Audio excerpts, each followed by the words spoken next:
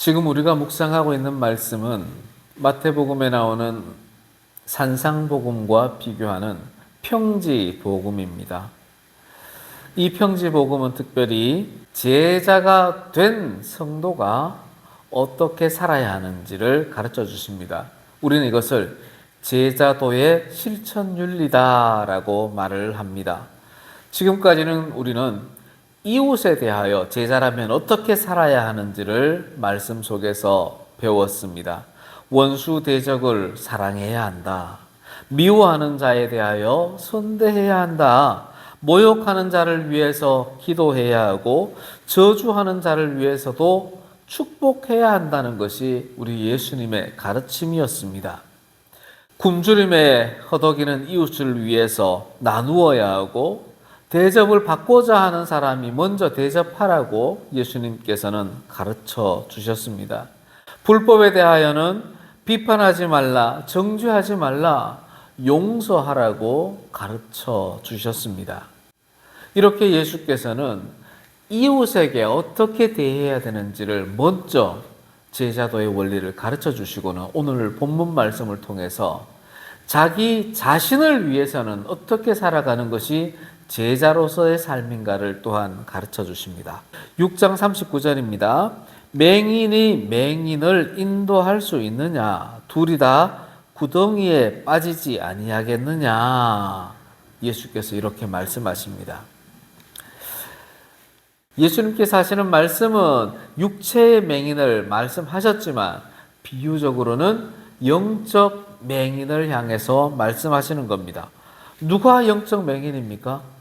눈앞에 있는 예수님을 알아보지 못하는 유대인들, 눈앞에서 하나님의 말씀을 선포하는 그 예수님의 말씀을 거부하는 세상 사람들을 바로 영적 맹인으로 선포하시는 겁니다.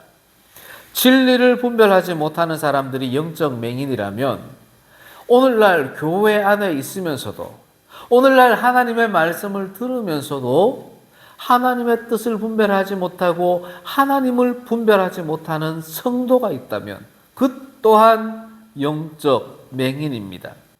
그 영적 맹인이 다른 사람을 인도해 간다면 그들 모두가 구덩이에 빠지게 된다고 말씀하십니다. 구덩이가 뭘까요? 지옥이고 사탄의 소굴을 말하는 겁니다. 영적 맹인이 없을 것 같죠? 우리가 신천지에 대해서 비판하잖아요. 어떤 때는 우리가 신천지 교도들의 그 열성은 존중할 때도 있잖아요. 그들이 왜 그렇게까지 열심히 할 수 있을까요? 그들이 영적 맹인이기 때문입니다. 하나님의 말씀을 몰라서 그들이 맹인이 되었습니까? 아닙니다. 어쩌면 우리보다 더 많이 알기를 갈망하고 어쩌면 잘못된 방향이지만 더 많이 알고 있는 사람들이 그들입니다. 그럼에도 그들을 향해 우리가 영적 맹인이라고 하는 것은 하나님의 말씀을 바르게 알지 못하고 하나님의 말씀이 아니라 다른 이의 말을 하나님의 말씀으로 받아들이기 때문에 우리는 그들을 영적 맹인이라고 말하는 겁니다. 예수님께서는 지금 그 말씀을 하시는 겁니다. 전혀 모르는 것도 영적 맹인이지만 잘못 알고 하나님의 백성을 그리로 인도해 나가는 사람들이 바로 영적 맹인입니다. 얼마나 위험합니까? 이런 사람이 신천지에만 있습니까? 그렇지 않아요. 우리 교회 안에도 있어요. 성도들만 아니요. 목회자들도. 하나님의 말씀을 잘못 전달하고 잘못 설교한다면 그가 바로 영적 맹인으로서 세상 사람들과 다를 바 없고 신천지 교도와 다를 바 없는 거예요. 하나님의 말씀을 바르게 전하는 자가 영적 분별력이 있는 사람이고 예수님이 말씀하시는 영적 맹인에 해당되지 않는 겁니다. 목회자가 강단에서 하나님의 말씀을 잘못 선포하는 것이 있다면 예배가 끝나고 나서 목사님 아까 이렇게 말씀하셨는데 그 부분을 이해할 수가 없어요. 조금 더 설명해 주세요 라든지 옆에 있는 권사님, 친족, 다른 사람들에게 오늘 이 말씀을 제가 이해할 수 없어요. 설명 좀 도와주세요 라고 말할 수 있어야 돼요. 인간의 입으로 전해지는 이 말이 100% 하나님의 말씀이 될 수가 없어요. 저의 생각이 들어갈 수 있고 저의 오해가 들어갈 수 있어요. 그래서 말씀을 전하는 자나 말씀을 듣는 자는 영적 분별력이 있는 상태에서 전해야 하고 있는 상태에서 들어야 하는 겁니다. 이 과정에서 필요한 것이 바로 지혜의 성령이 개입이 필요한 겁니다. 사랑하는 성도 여러분, 하나님의 말씀이 선포될 때에 우리의 가치관으로, 우리의 지식으로 이해하려 하면 안 됩니다. 반드시 성령님의 도우심이 있어야 합니다. 또한 외식하는 자에 대해서 경고합니다. 41절 42절입니다. 형제의 눈 속에 있는 티는 보고 네 눈 속에 있는 들보는 깨닫지 못하느냐. 너는 네 눈 속에 있는 들보를 보지 못하면서 어찌하여 형제에게 말하기를 형제여 나로 네 눈 속에 있는 티를 빼게 하라 할 수 있느냐. 외식하는 자여 먼저 네 눈 속에서 들보를 빼라. 그 후에야 네가 밝히 보고 형제의 눈 속에 있는 티를 빼리라. 아멘. 티라는 것은 작은 흠을 말하고 들보는 큰 흠을 말합니다. 성경을 자세히 보면 형제의 눈 속에 있는 티나 들보를 빼주지 말라라고 말하는 게 아닙니다. 다만 너의 눈 속에 있는 티와 너의 눈 속에 있는 들보를 먼저 빼고 나서 밝은 눈으로 다른 사람의 티와 다른 사람의 들보를 빼주라고 말씀하시는 겁니다. 묵혀두라, 묻어두라는 것이 아닙니다. 모른 척 하라는 것이 아닙니다. 너의 티, 너의 들보를 분별하여 빼내고 믿음의 형제 자매들도 빼주라는 겁니다.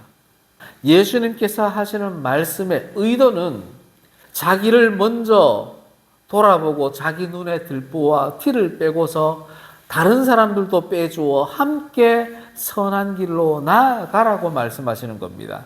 자기의 티와 자기의 들보는 그대로 둔 채 다른 사람의 티와 들보를, 다른 사람의 흠만을 이야기하는 것, 그런 사람을 예수님은 외식하는 자라고 말하는 겁니다. 여기서 말하는 외식이라는 것은 히포크라테스라는 말로 사칭하는 자, 위선자, 불신앙자를 말하는 겁니다.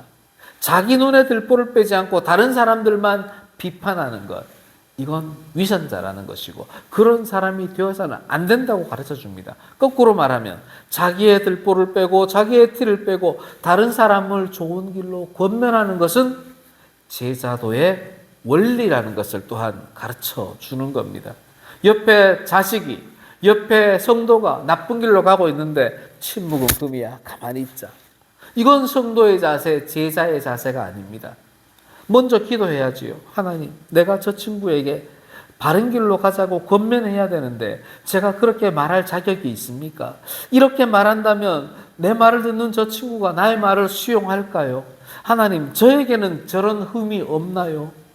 제가 이런 잘못을 했네요. 용서해 주세요. 먼저 자기 눈에 티를 빼고 자기 눈에 들보를 빼고 나서 그에게 다가서야 합니다. 여복의 친구, 여복의 김 집사님, 내가 이런 잘못을 저지른 적이 있다네. 그런데 그때 이 권사님이 나에게 이런 말씀을 해줄 때 내가 깜짝 놀라고 나를 되돌아보고 바른 길로 들어설 수가 있었네. 당신의 모습을 보면서 이런 말을 권면해주고 싶은데 어떻게 해야 될지 참 고민이 많았네. 그때 예전에 나에게 해주셨던 이 권사님을 떠올리며 조심스럽게 당신에게 이런 말을 하네. 그러면서 말씀과 함께 간증과 함께 권면하는 것이 필요한 겁니다. 이것이 바로 예수님이 말씀하신 제자도의 원리입니다.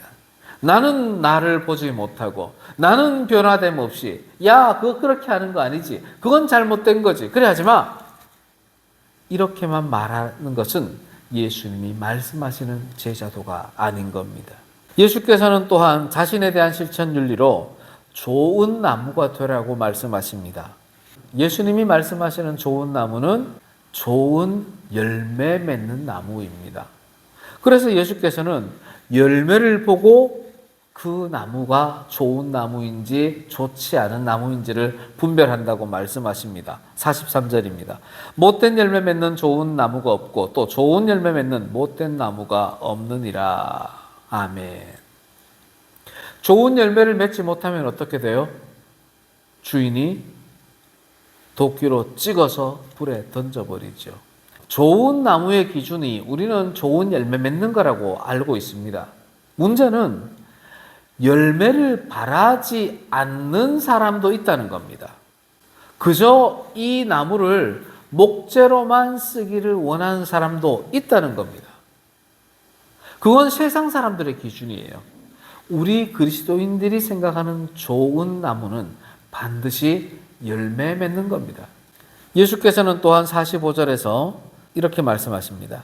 선한 사람은 마음에 쌓은 선에서 선을 내고 악한 자는 그 쌓은 악에서 악을 내나니 이는 마음에 가득한 것을 입으로 말함이니라. 아멘. 예수께서는 제자들을 향하여 선한 사람이 되라고 명령하십니다. 사랑하는 성도 여러분, 여러분들 선한 사람이 되고 싶습니까? 그렇다면 선한 사람의 기준이 뭡니까? 선하다는 기준이 뭡니까? 그저 좋은 사람이 선한 사람입니까? 헬라어로 아가도스라는 선이라는 것은 좋은, 선한, 탁월한, 훌륭한 이 뜻이 있습니다.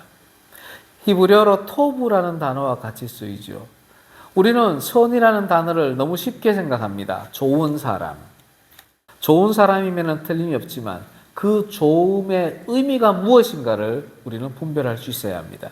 좋음의 의미, 선의 의미를 분별하기 위해서 반대편에 있는 악의 개념을 한번 볼까요? 프레노스라는 단어인데 악한, 나쁜, 사악한, 병든, 나쁜 상태에 있는 좋다라는 것은 그저 모든 것을 오케이 하는 것을 의미하는 것이 아닙니다. 궁극적으로 훌륭하게, 궁극적으로 선하게, 궁극적으로 나쁘지 않게, 궁극적으로 건강하게 나아가는 길이 바로 선한 길입니다. 그 길이 어디겠어요? 천국의 길이죠. 복음의 길이고 제자도의 길이죠. 선한 사람을 착한 사람과 동일시해서는 안 됩니다. 한글로는 착한 사람, 선한 사람이 구분되어 있잖아요. 그래서 우리는 교회에서만큼은 착한 사람이 아니라 선한 사람을 우선시해야 합니다. 선한 사람은 어떤 사람일까요? 예수님을 통해서 알 수가 있어요. 이 선하다라는 것은 예수님의 기본 속성 중에 하나입니다. 예수님은 양의 입장에서는 어린 양이라고 표현을 하시면서 십자가에 희생되는 모습을 가르쳐 주시는 개념입니다. 반면에 이 양들을 기르시는 목자의 입장에서는 선한 목자라고 표현을 하십니다. 요한복음 10장 14, 15절입니다. 나는 선한 목자라. 나는 내 양을 알고 양도 나를 아나니 나는 양을 위하여 목숨을 버리노라. 아멘. 예수님이 말씀하시는 선하다의 개념은 양을 위해 목숨을 내어놓는 개념을 선하다고 표현을 하시는 겁니다. 그러면 우리가 선한 성도가 되기 위해서는 어떻게 해야 됩니까? 선함을 위해서 목숨을 내어놓아야 합니다. 목숨까지 내어놓기 쉽지 않지요. 우리 삶의 현장으로 돌아본다면 어떤 성도가 잘못된 길로 나아가고 있을 때 선한 성도라면 자기가 나쁜 욕을 먹을 각오를 하고 말씀에 의지해 성령에 의지해서 그를 바른 길로 인도해 드리는 사람이 바로 선한 성도입니다. 그저 침묵은 금이다라고 외면하는 것이 아니라 이군, 자네가 지금 가는 그 길은 예수님의 이 말씀에 비추어 보았을 때 예수님이 기뻐하시는 길이 아닌 것 같네. 예수님은 이런 길로 이렇게 가기를 원하시는 것 같은데 우리 함께 기도하며 예수님의 뜻이 어디에 있는지 우리 함께 분별해 보세. 욕을 먹을 각오를 하고 그에게 바른 길을 제시해 줄 수 있어야 합니다. 선한 목자는 양들에게 좋은 선한 양식을 공급해 줍니다. 그러면 선한 양은 어떻게 해야 돼요? 선한 목자가 공급하는 그 선한 양식을 마음껏 먹고 배불러야 하고 그것이 다시금 삶으로 드러나야 합니다. 선한 목자는 또한 양들의 문이 되십니다. 선한 목자가 인도하시고 만들어주시는 문이 있는데 꼭 그 길로 안 가고 다른 길로 가면은 악한 양이 되어버리는 겁니다. 우리는 선한 양이 되어서 선한 목자가 인도하시는 그 문으로 들어가야 합니다. 그것이 선한 사람인 겁니다. 선하다, 선하다, 선한 목자 하니까 감이 안 오시죠? 나쁜 목자를 딱 들어보면 감이 확 옵니다. 우리는 이 나쁜 목자를 삭군 목자라고 대표합니다. 요한복음 10장 12절입니다. 삭군은 목자가 아니요 양도 지양이 아니라 이리가 오는 것을 보면 양을 버리고 달아나느니 이리가 양을 물어가고 또 해치느니라. 얼마나 무서운 말입니까? 선한 목자는 이리가 왔을 때 그 이리와 맞서 싸웁니다. 자기의 양이 상처 있는 것을 그냥 보고 있을 수가 없어 안전한 울타리 안으로 끌어들입니다. 하지만 삭군 목자, 나쁜 목자는 어떻게 한다고요? 도망가 버립니다.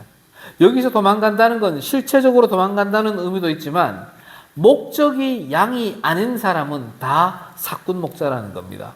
강단에서는 이 목회자들이 양을 돌보는 것이 우선순위가 아니라 월급 받는 것이 우선순위라면, 성도들의 삶을 돌보는 것이 우선순위가 아니라 자신의 삶을 돌보는 것이 우선순위가 된다면 이 목자가 바로 삭군 목자죠. 여러분의 삶도 마찬가지입니다. 여러분의 삶이 하나님 제일주의가 아니라 자기 제일주의가 되는 순간 선한 사람이 아니라 삭군의 삶이 되는 겁니다. 하나님이 저와 여러분을 향해서 선한 사람이 되라고 하셨는데 하나님의 이름을 위하여 생명을 내어놓고 하나님의 영광을 제자의 원리를 위해 너의 삶을 내어놓으라고 했는데 정작 제자라고 자칭하면서도 하나님의 이름보다 하나님의 영광보다 자신의 삶을 더 영위한다면 그것은 삭군의 삶이 되는 겁니다. 그래서 예수께서는 오늘 본문 말씀을 통해서 선한 사람이 되라고 명령하시는 겁니다. 사랑하는 성도 여러분, 하나님이 우리를 향해 선한 사람이 되라고 하시는 것은 다른 사람을 위하여 선한 사람이 되라고 말씀하시는 것이 결코 아닙니다. 하나님을 위하여 선한 사람이 되라고 하시는 겁니다. 하나님을 위하여 이웃을 구제하고 하나님을 위하여 네 원수까지도 사랑하고 하나님을 위하여 이웃을 구제하고 하나님을 위하여 이웃들에게 성도들에게 권면하라고 말씀하시는 겁니다. 우리는 하나님을 위하여 선한 사람이 되어야 합니다. 그 방법은 바로 오늘 말씀에 있습니다. 행위로 입술로 선을 드러내야 합니다. 마음에 쌓은 선에서 선을 내는 사람, 마음에 가득한 선을 말하는 사람이 바로 선한 사람이 될 수가 있습니다. 물론 세상에도 좋은 일 하는 사람이 많습니다. 그들의 좋은 일은 하나님이 빠져 있죠. 하나님이 말씀하시는 선은 하나님을 위한 선을 말하는 겁니다. 우리의 행위를 드러낼 때 하나님을 위한 행위가 될 때, 우리의 입술에서 하나님을 위한 말이 될 때 그것이 바로 선한 행위요 선한 말이 될 수 있습니다. 어느 날 갑자기 일어나는 것이 아니라 있습니다. 조금씩 성장해 갈 때 그러한 행위가 나타날 수 있습니다. 교회 안에서야 얼마든지 선한 행위, 선한 말 할 수 있죠. 하지만 삶의 현장에서는 그렇지 않습니다. 저 또한 집에 가면 와이프에게 어느 순간 함부로 말할 때가 있습니다. 가족들에게, 아이들에게 어느 순간 함부로 말할 때가 있습니다. 선을 마음에 아직 가득 쌓지 못했기 때문에 그런 겁니다. 우리 성도들은 내 마음에 선을 가득 쌓기 위해 주야로 하나님의 말씀을 묵상하고 제자도의 원리를 실천해 나가야 합니다. 그러한 가운데 우리의 삶에서 행위로, 말로 선이 조금씩 쌓이고 어느 순간에 표현이 되는 겁니다. 사랑하는 성도 여러분, 예수님이 말씀하시는 선한 사람, 바로 저와 여러분들이 됩시다. 아멘.